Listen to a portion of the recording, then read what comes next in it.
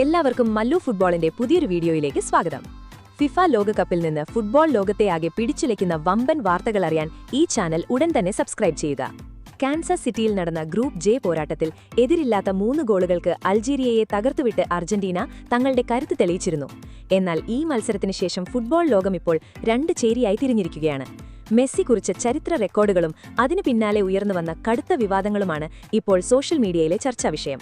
അപ്പോൾ എന്തൊക്കെയാണ് ആ പ്രധാനപ്പെട്ട 2 അപ്ഡേറ്റുകളെന്ന് നമുക്ക് നോക്കാം. ആദ്യത്തെ പ്രധാന അപ്ഡേറ്റ് ഇതിഹാസ താരം ലയണൽ മെസ്സി കോർട്ടിലും റെക്കോർഡ് പുസ്തകത്തിലും സൃഷ്ടിച്ച പുതിയ തരംഗത്തെക്കുറിച്ചാണ്. അർജന്റീന അൾജീരിയ മത്സരത്തിന് ഏതാനും മണിക്കൂറുകൾക്ക് മുൻപാണ് ഫ്രാൻസിന്റെ കിലിയൻ എംബാപ്പെ ഇരട്ട ഗോളുകളോടെ ലോകകപ്പിൽ മെസ്സിയുടെ മുൻപത്തെ ഗോൾ റെക്കോർഡ് എന്ന 13 ഗോളുകൾ മറികടന്നത്. എന്നാൽ ഫ്രഞ്ച് താരത്തിന്റെ ആ സന്തോഷത്തിന് മണിക്കൂറുകളുടെ ആയുസ് മാത്രമേ മെസ്സി നൽകിയുള്ളൂ. അൾജീരിയയ്ക്കെതിരെ ഹാട്രിക് അടിച്ചുകൂട്ടിയതോടെ മെസ്സി തന്റെ ലോകകപ്പ് ഗോൾ സമ്പാദ്യം 16 ഉയർത്തിയിരിക്കുകയാണ്. ഇതോടെ ലോകകപ്പ് ചരിത്രത്തിൽ 15ലധികം ഗോളുകൾ നേടുന്ന ലോകത്തിലെ 3ാമത്തെ മാത്രം താരമെന്ന് അപൂർവ പദവി മെസ്സി സ്വന്തമാക്കി. ജർമ്മനിയുടെ ഇതിഹാസ താരം മിറോസ്ലാവ് ക്ലോസെ മാത്രമാണ് ഇനി ലോകകപ്പ് ഗോൾ വേട്ടയിൽ മെസ്സിക്കൊപ്പമുള്ളത്. ഈ ഒരൊറ്റ മത്സരത്തോടെ മെസ്സി എഴുതി ചേർത്ത റെക്കോർഡുകൾ ഇവയൊക്കെയാണ്.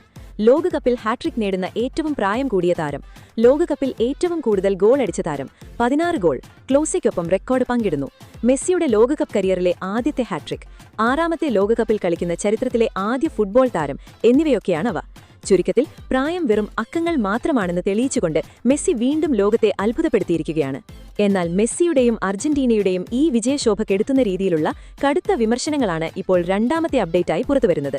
മത്സരത്തിനിടെ മെസ്സി നടത്തിയ ഒരു ഫൗളും അതിൽ റെഫറി എടുത്ത തീരുമാനവുമാണ് ഇപ്പോൾ വലിയ വിവാദമായിരിക്കുന്നത്. സംഭവം നടക്കുന്നത് മത്സരത്തിന്റെ ആദ്യ പകുതിയിലാണ്.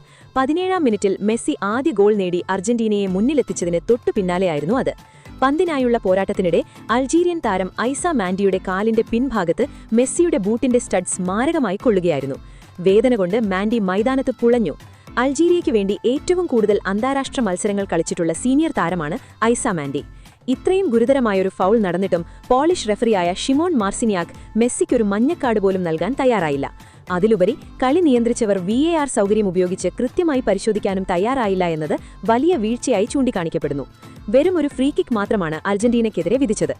ഇതിനെതിരെ പ്രമുഖ ഫുട്ബോൾ നിരീക്ഷകനായ മൊറൈനോ കടുത്ത ഭാഷയിലാണ് പ്രതികരിച്ചത്. ചുവന്ന കാർഡ് കൊടുക്കേണ്ട ഫൗളായിട്ടും മഞ്ഞക്കാർഡ് പോലും കൊടുക്കാത്തത് വലിയ തെറ്റാണെന്ന് അദ്ദേഹം തുറന്നടിച്ചു. താനൊരു മെസ്സി ഫാനാണെന്നും എന്നാൽ നിയമങ്ങൾ മെസ്സിക്കായാലും മറ്റാർക്കായാലും ഒരേപോലെ പാലിക്കപ്പെടണമെന്നും മൊറൈനോ വ്യക്തമാക്കി. സോഷ്യൽ മീഡിയയിലും അൾജീരിയൻ ആരാധകർക്കിടയിലും വലിയ പ്രതിഷേധമാണ് ഉയരുന്നത്.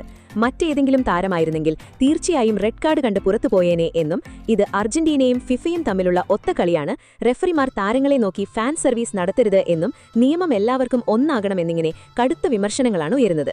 മാത്രവുമല്ല, ഫാൻസിന്റെ ആഗ്രഹം മാച്ച് ഒന്നുകൂടി നടത്തണമെന്നാണ് പുറത്തുവരുന്ന റിപ്പോർട്ടുകൾ. ഇതിനെ അനുബന്ധിച്ച് ഒരുപാട് ആരാധകർ ഇപ്പോൾ ഫിഫയ്ക്ക് പരാതിയും കൊടുത്തിട്ടുണ്ട് എന്നാണ് പുറത്തുവരുന്ന റിപ്പോർട്ടുകൾ.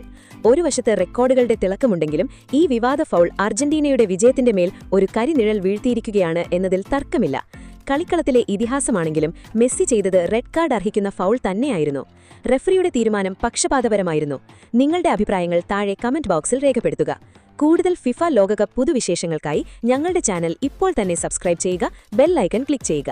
അപ്പോൾ ഒരു പുതിയ വീഡിയോയുമായി വീണ്ടും കാണാം.